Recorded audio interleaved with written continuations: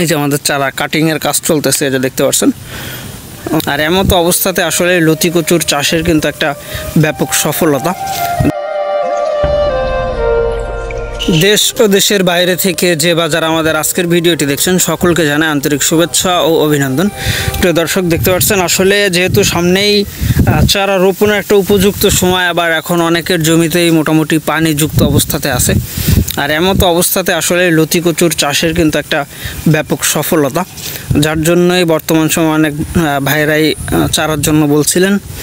তা আসলে অনেকে আবার এটাও বলছিলেন, ভাই আপনি কেমন জায়গা থেকে চারা দিচ্ছেন এটা একটু দেখাবেন।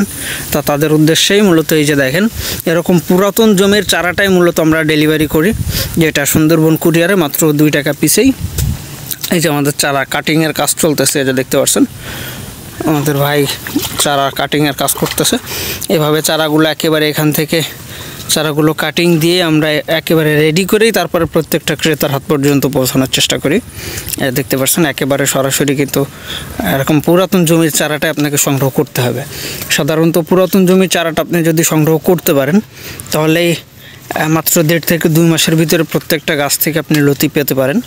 আর অন্যথায় যদি ট্রিটমেন্ট জমির চারাটা সংগ্রহ করেন বা কেউ যদি ট্রিটমেন্ট জমির চারাটা নেন, মানে একেবারে পরিপক্ক সুস্থ সবল গাছ যেগুলো থেকে লতি রানিং আছে সেরকম জমির চারা, তাহলে কিন্তু আসলে লতিগুলো আসতে দেরি হয়। যার জন্য অবশ্যই সকলে চেষ্টা করবেন এরকম পুরাতন জমি থেকে চারাটা সংগ্রহ করার জন্য। এটা দেখেন আমাদের প্রতিনিয়ত এরকম আমরা একেবারে পুরাতন জমি থেকেই কিন্তু চারাগুলো ডেলিভারি করতেছি। দেখেন একেবারে পানির ভিতর থেকে কেটে দেওয়া হচ্ছে।